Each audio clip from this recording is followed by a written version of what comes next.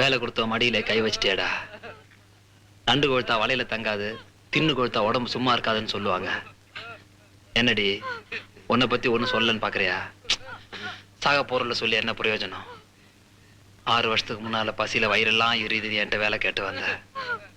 அப்போ வயிறு எரிஞ்சதோ இல்லையோ, இப்போ உடம்பு எரியணும் எரியணும்.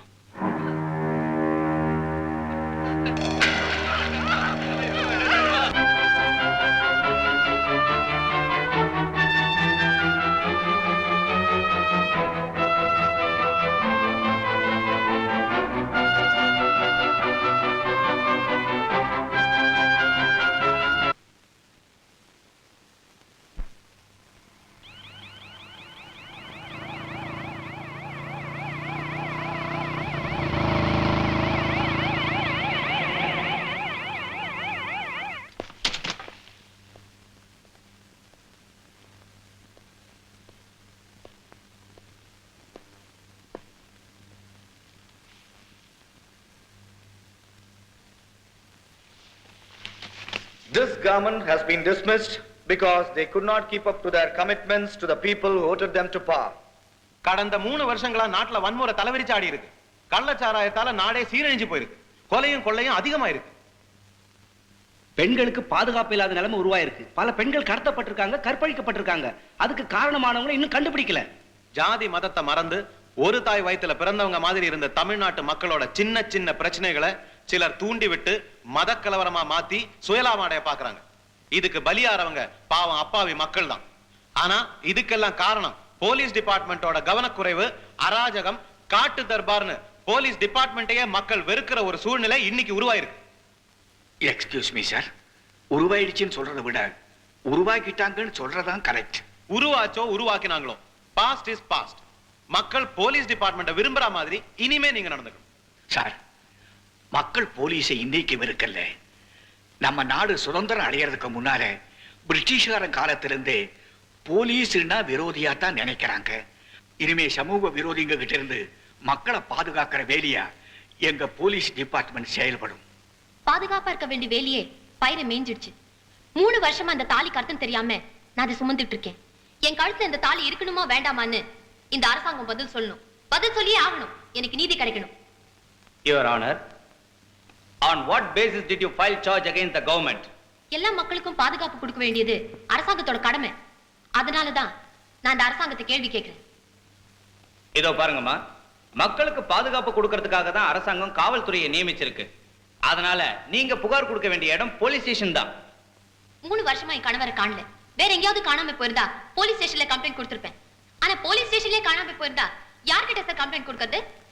போலீஸ் ஸ்டேஷனோட எல்லாம் முடிஞ்சிடுது இல்லம்மா. அதுக்கு மேல கமிஷனர் இருக்காரு, ஐஜி இருக்காரு, கலெக்டர் இருக்காரு. கீழே இருக்கிறவங்க தைரியமா தப்பு பண்றாங்கன்னா மேல இருக்கிறவங்களும் சரியில்லைன்னு தான் அர்த்தம். 3 வருஷமா நீங்க ரொம்ப வேதனையில இருக்கீங்க. அந்த வேதனை தான் உங்களை இவ்வளவு ஆத்திரப்பட வைக்குது. உங்களுக்கு ஒண்ணு தெரியுமா? போலீஸ் டிபார்ட்மெண்ட் செய்யற எல்லா தப்புக்கும் அரசாங்கத்தை குறை சொல்ல முடியாது. போலீஸ்காரங்க சாதனை பண்ணா தங்க பதக்கம் கொடுத்து பாராட்டுற அரசாங்கம் அவங்க தப்பு பண்ணா மட்டும் ஏன் சார் தட்டி கேட்காது? எங்க ஆட்சியில குற்றம் குறைஞ்சிருக்கு, கொள்ளை கொள்ளை திருட்டு குறைஞ்சிருக்குன்னு பேப்பர்ல பக்கம் பக்கமா விளம்பரப்படுத்திக்கிற அரசாங்கம் அவங்க தப்பு பண்ணா மட்டும் ஏன் சார் பொறுப்பேத்துக்காது? யுவர் ஆனர், இந்த நீதிமன்றத்துல தப்பு செய்யறவங்களுக்கு தண்டனை கிடைக்கும், பாதிக்கப்பட்டவங்களுக்கு நியாயம் கிடைக்கும்னு மக்கள் நம்பிட்டு இருக்காங்க. ஏழை பணக்கார வேண்டியவே வேண்டாதவங்கிற வித்தியாசம் தெரியக்கூடாதுன்னு தான் நீதி தேவதையோட கண்களே கட்டி வச்சிருக்கீங்கன்னு மக்கள் நம்பிட்டு இருக்காங்க. அந்த நம்பிக்கையில தான் நானும் கேட்கிறேன். என் கணவர் என்ன ஆனான்னு எனக்கு தெரியணும். நான் சுமங்கலியா இல்லையான்னு எனக்கு தெரியணும். பாதிக்கப்பட்ட பெண் கடந்த 3 வருட காலமாக விதவையா சுமங்கலியா என்ற தீராத மனக்குழப்பத்தில் இருக்கிறார். அவரது கணவன் காவல் நிலையத்தில் காணாமல் போயிருக்கிறார். தாமதப்படுத்தப்பட்ட நீதி மறுக்கப்பட்ட நீதியாகும். இது போன்ற சம்பவம் நடந்ததற்கு இந்த நீதிமன்றம் அரசாங்கத்திற்கு கடும் கண்டனம் தெரிவிப்பதோடு 6 வாரத்திற்குள் அவரது கணவனை கோர்ட்டில் ஒப்படைக்க வேண்டும் என்று இந்த நீதிமன்றம் உத்தரவிடுகிறது.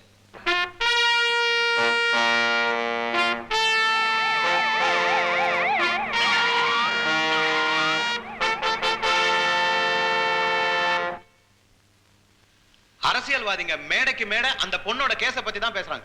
அரசியல்வாதிகள் மட்டும் இல்ல சார், பொதுமக்களும் அதை பத்தி தான் பரபரப்பா பேசிக்கிறாங்க.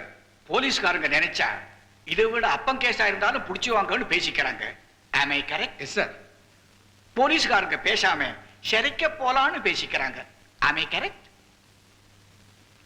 சோ இந்த கேஸ துணிச்சலான ஒருத்தர்கிட்ட தான் கொடுக்கணும். யார்கிட்ட கொடுக்கலாங்கிறது நீங்களே சொல்லுங்க. கமான். சார் 5 வருஷமா வடார்காடு மாவட்டத்துல கள்ளச்சாராயத்தை காய்ச்சறதும் விக்கிறதும் கவர்மெண்ட் ரேஷன் கடை நடத்துற மாதிரி தைரியமா பகிரங்கமா நடந்துச்சு. அதை இல்லாம ஆக்குனது மிஸ்டர் திருவாசகம் தான் சார்.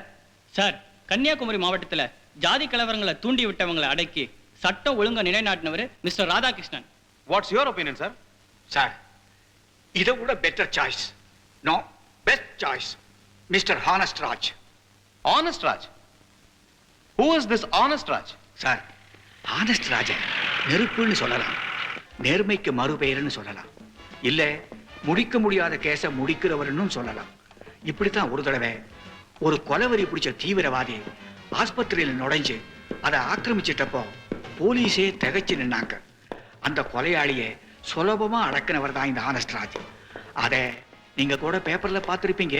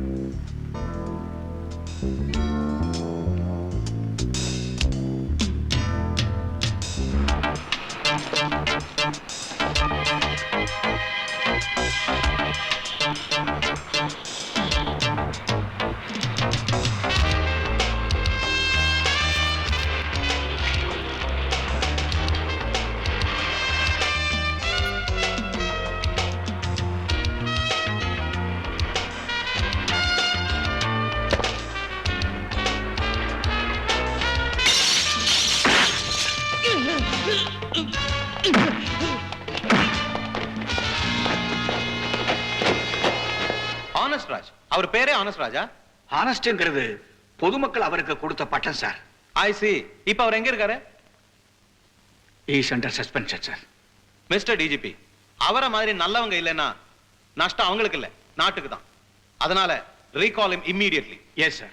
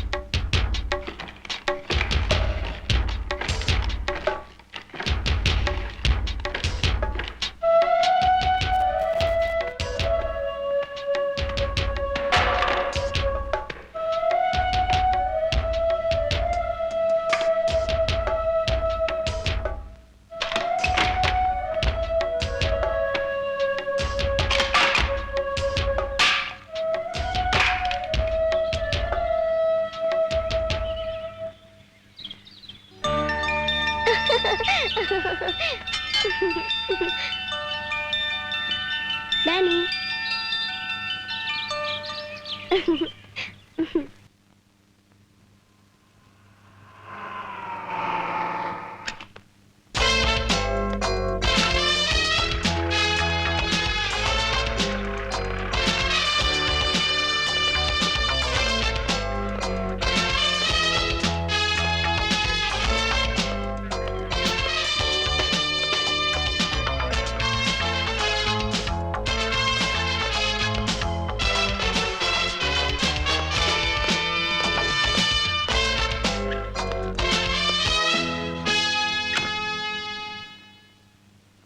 யூனிஃபார்மோட வருவீங்கன்னு நினைச்சேன். யூனிஃபார்ம் மாட்டுறதுக்கு முன்னால உங்ககிட்ட நான் கொஞ்சம் பேசணும் சார். தாராளமா பேசலாம். என்ன மறுபடியும் டியூட்டில ஜாயின் பண்ண சொன்னதுக்கு காரணத்தை தெரிஞ்சுக்கலாமா சார்? ஹெபியஸ் கார்பஸ் ரிட்ல அரசாங்கத்தை கண்டனம் தெரிவிச்சு தீர்ப்பு வழங்கப்பட்ட முத கேஸ் இது. நம்ம டிபார்ட்மெண்ட்டுக்கு மான பிரச்சனை. திறமையும் நேர்மையும் இருக்கிற உங்களால தான் நம்ம டிபார்ட்மெண்ட் மானத்தை காப்பாற்ற முடியுங்கிறது எங்களுடைய முடிவு. அதாவது என்னுடைய முடிவு. நேர்மை இருக்கு, ஆனா நேர்மையா நடக்க முடியலையே சார். எதிர்ப்பையும் மீறி நேர்மையா நடக்கணும். அவன் தான் உண்மையான போலீஸ்காரன். சிலரை போல சம்பளத்துக்காக காக்கி சட்டை போட்டிருந்தா நான் கவலைப்பட்டிருக்க மாட்டேன். இது லட்சியத்துக்காக போட்ட காக்கி சட்டை. திறமையா நடந்துகிட்டதால சஸ்பெண்ட் பண்ணாங்க, நேர்மையா நடந்துகிட்டதால நான் பாதிக்கப்பட்டேன். அதுக்காக நம்ம டிபார்ட்மெண்ட் எந்த நடவடிக்கையுமே எடுக்கலையே. ஏன் சார்? சார், ஒரு ஃபேக்டரியில ஒரு தொழிலாளிய நியாயத்துக்கு புறம்பா சஸ்பெண்ட் பண்ணா அவனுக்காக ஆயிரக்கணக்கான தொழிலாளிகள் ஊர்வலம் போறாங்க, உண்ணாவிரதம் இருக்காங்க, ஸ்ட்ரைக் பண்றாங்க. ஒரு மாணவன் பாதிக்கப்பட்டா அவனுக்காக ஆயிரக்கணக்கான மாணவர்கள் நீதி கேட்டு போராட்டம் நடத்துறாங்க. ஒரு தொழிலாளிக்கு உள்ள உணர்ச்சி, ஒரு மாணவனுக்கு உள்ள உணர்ச்சி ஏன் சார் நம்ம டிபார்ட்மெண்ட்ல இருக்கிறவங்களுக்கு இல்ல? லாக்கப்ப உடைச்சு கைதியை வெளியே கொண்டு போன எம்எல்ஏ, இன்ஸ்பெக்டர் நாயன்னு கேட்ட எம்பி, இவங்க தப்ப தட்டி கேட்டதுக்காக நம்ம டிபார்ட்மெண்ட் சேர்ந்த ஆளைய அடிச்சு கொலை செஞ்ச அரசியல்வாதிங்க, இவங்களையெல்லாம் நம்மளால ஒண்ணுமே பண்ண முடியாதா சார்? நாமளும் உப்பு போட்டு தானே சோறு சாப்பிடுறோம். நீங்க கேட்கறது நியாயமான கேள்விதான். நம்ம சட்டம் அப்படி இருக்கு. சட்டங்கிறது ஒரு கழுதை. முன்னாடி போனா கடிக்கும், பின்னாடி போனா உரைக்கும். அதோட சேர்ந்து அனுசரிச்சு போனாதான் நாம தப்பிக்க முடியும். நாம தப்பிக்கணுங்கிறதுக்காக மக்கள்கிட்ட கெட்ட பேர் வாங்க சொல்றீங்களா? நம்மால மக்கள் கிட்ட நல்ல பேர் வாங்க முடியாதுன்னு சொல்றீங்களா? முடியாது சார். ஏன்னா அரசியல்வாதிங்க மாமியார் மாதிரி, போலீஸ் டிபார்ட்மெண்ட் மருமக மாதிரி. பொதுமக்கள்ங்கிற புருஷன்கிட்ட நல்ல பேர் எடுக்கிறதுக்கு மாமியாருங்க எப்பவுமே இடைஞ்சலாதான் சார் இருப்பாங்க. பட் வீடு நல்லா இருக்கணுங்கிறதுக்காக மருமக தனக்கு வர்ற கஷ்டங்களை எல்லாம் தாங்கிக்கிற மாதிரி நாடு நல்லா இருக்கணுங்கிறதுக்காக நமக்கு வர்ற கஷ்டங்களை எல்லாம் நாம தாங்கிக்க கூடாதா mister Raj? Sir, S Raj. உங்கள மாதிரி ஆளுங்க போலீஸ் டிபார்ட்மெண்ட்டை வெறுத்துட்டா போலீஸ்ங்கிற வார்த்தைக்கே அர்த்தம் இல்லாம போயிடும். ப்ளீஸ் ஜாயின் பண்ணுங்க. ஜாயின் பண்றேன். பட் ஒரு கண்டிஷன். இந்த கேஸ்ல எனக்கு முழு உரிமை இருக்கணும். எந்த நிர்பந்தம் இருக்கக்கூடாது, எந்த தலையீடு இருக்கக்கூடாது. Okay mister Raj. அம்மா, நான் நல்லா கார் ஓட்ட கத்துக்கிட்டேன். எனக்கு கார் வாங்கி தரியாமா? அப்பா வரட்டும்பா, வாங்கி தர சொல்றேன்.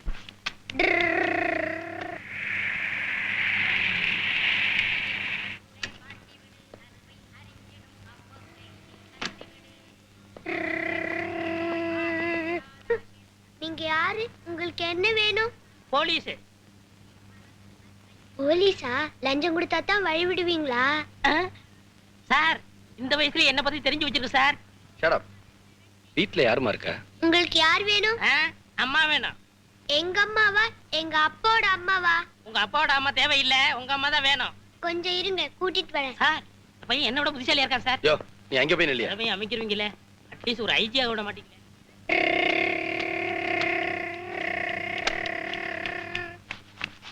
அம்மா, உன்னை பார்க்க யாரோ வந்திருக்காங்க.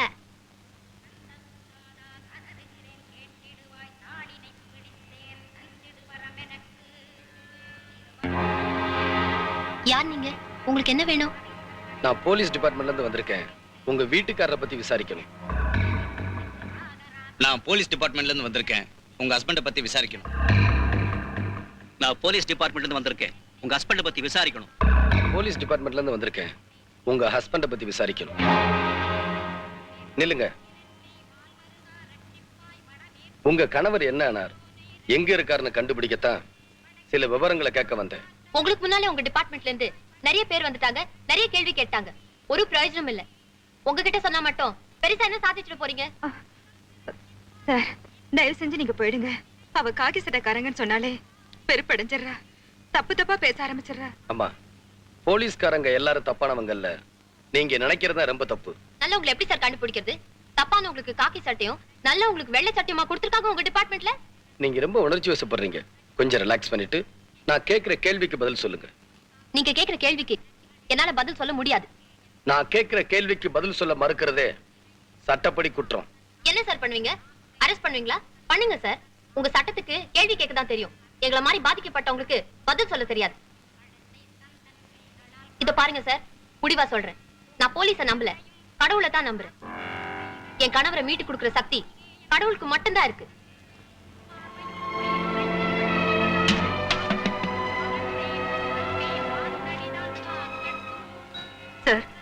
தயவு செஞ்சு என் மகனை கண்டுபிடிச்சு கொடுங்க.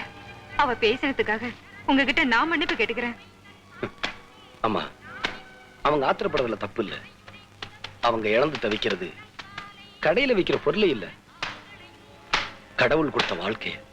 வரமா.